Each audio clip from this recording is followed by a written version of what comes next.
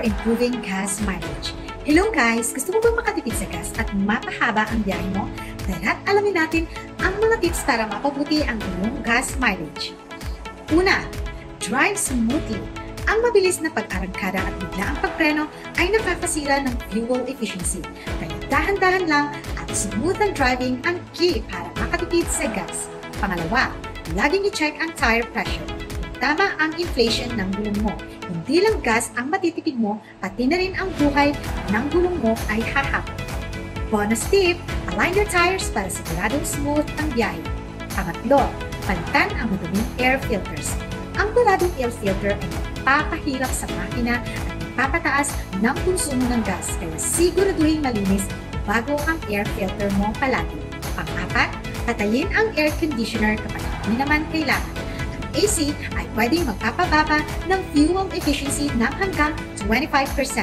Subukan munang magbukas ng bintana at palamigin at bago gamitin ang AC sa tamang temperatura.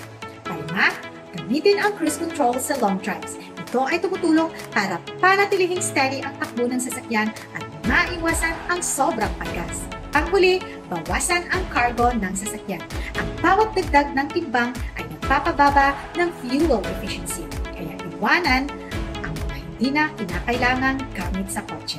To know more about this topic, you may visit our website at www.perlainsurance.com.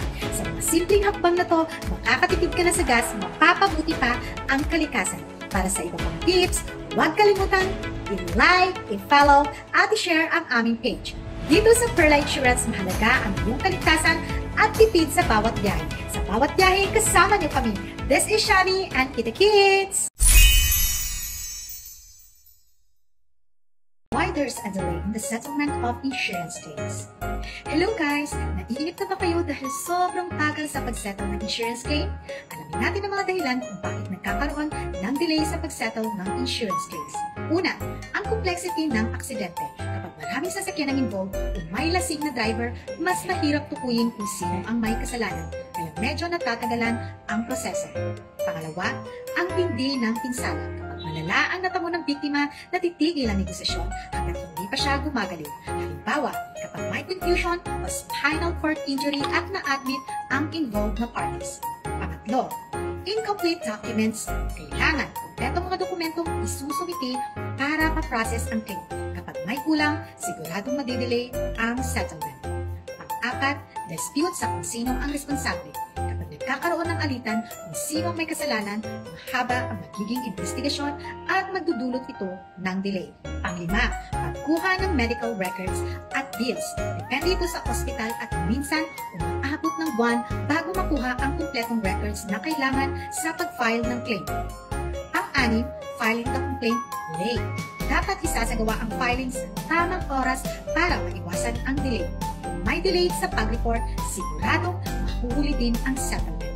Ang huli, kung hindi nagtutugma ang impormasyon. Kapag may inconsistency sa kwento at mga dokumento, magiging matagal ang proseso dahil kailangan pang suriin ng mabuti ng insurance company. To know more about this topic, you may visit our website sa www.perlainsurance.com. Sa mga dahilan na ito, mas maintindihan natin kung bakit may delay sa insurance claims. Ito po ay mga example lamang kung bakit may mga delay sa claims. Para sa iba pang kalaman, huwag kalimutan i-like, i-share, at i-follow ang aming page. Sa Perla Insurance, sa bawat aksidente, nandito kami para sa inyo. This is Shani at Kita Kids ulit!